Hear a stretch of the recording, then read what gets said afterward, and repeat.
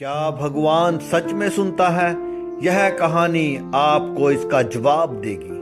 कहानी शुरू होती है एक अमीर व्यक्ति से जो अपने शहर में सबसे बड़ी इमारतों में से एक आलीशान इमारत में रहता था।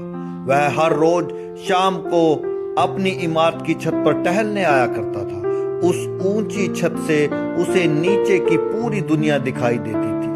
कहीं चमकती सड़कें, कहीं भागती हुई गाड़ियां और उन्हीं सड़कों के बीच बनी हुई कुछ छोटी छोटी झुग्गी झोपड़ियां। लेकिन उन झोपड़ियों में एक ऐसी चीज थी जिसे उस अमीर व्यक्ति का ध्यान हर रोज अपनी ओर खींच लिया था। वह देखता था कि छोटा सा बच्चा हर शाम सड़क के किनारे खड़ा होकर एक गुब्बारे को आसमान में छोड़ देता है। अमीर व्यक्ति रोज यह दृश्य देखता पर कभी समझ नहीं पाया कि आखिर वह बच्चा ऐसा क्यों करता है। एक दिन उस अमीर व्यक्ति को छत पर आने में थोड़ी देर हो गई। जैसे ही वह टहलने आया, उसकी नजर तुरंत उस बच्चे को ढूंढने पर लग गई। लेकिन आज वह बच्चा कहीं दिखाई नहीं दिया। उसने मन में बेचैनी होने लगी। उसने सोचा शायद आज मैं देर से आया हूं, इसलिए वह जा चुका होगा। वह मुड़कर वापस जाने ही वाला था कि तभी उसकी नजर छत के कोने पर पड़ी। वहां एक गुब्बारा पड़ा हुआ मिला।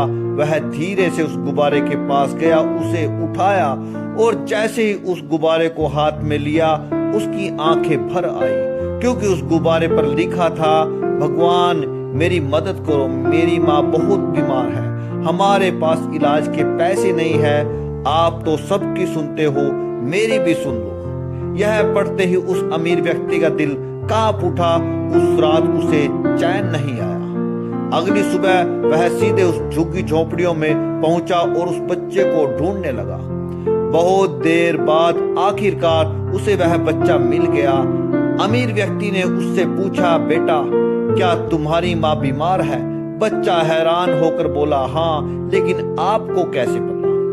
अमीर व्यक्ति मुस्कुराया और बोला, यह बात मैं बाद में बताऊंगा, पहले यह बताओ कि तुम क्या काम करते हो? बच्चे ने कहा कि मैं एक छोटे से होटल में काम करता हूं। फिर अमीर व्यक्ति ने पूछा, और यह गुब्बारा आसमान में आप क्यों उड़ाते हो?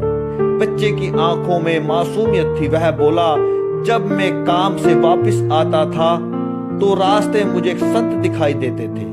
एक दिन उन्होंने मुझसे कहा, बेटा मैं 3 दिन से भूखा हूँ, मुझे होटल से रोज सिर्फ 2 रुपए मिलते थे, लेकिन मैंने सोचा अगर मैं अपने लिए कुछ कम खा लूं तो शायद इनको खाना खिला सकता हूँ। मैं उनके लिए थोड़ा सा भोजन ले आया। भोजन खाकर संत मुस्कुराए और बोले, बेटा भगवान तुम्हारी भी जरूर सुनेंगे।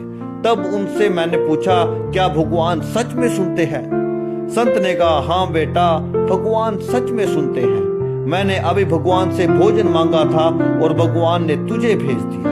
बस तभी से मुझे विश्वास हो गया कि भगवान सच में सुनते हैं। इसलिए मैंने अपनी माँ के बारे में गुब्बारे पर लिखकर आसमान में छोड़ना शुरू कर दिया, क्योंकि भगवान तो ऊपर रहते हैं ना। इतना कहते कहते बच्चे की आंखों से आंसू बहने लगे। यह सुनकर अमीर व्यक्ति की आंखें भी नम हो गई। उसने बच्चे के सिर पर हाथ रखा और कहा, बेटा तुम्हारी बात ऊपर वाले तक पहुंच चुकी है और भगवान ने तुम्हारी मदद के लिए मुझे भेजा है।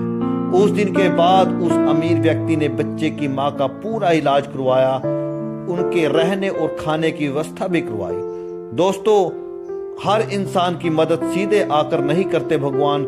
कई बार वे किसी इंसान को किसी की मदद के जरिया बना देते हैं। इसलिए कभी भी विश्वास मत खोइए, और अगर आप भी किसी की मदद करना चाहते हैं तो जरूर कीजिए, क्योंकि शायद किसी की प्रार्थना का जवाब आप हो। जय सीताराम, राधे राधे।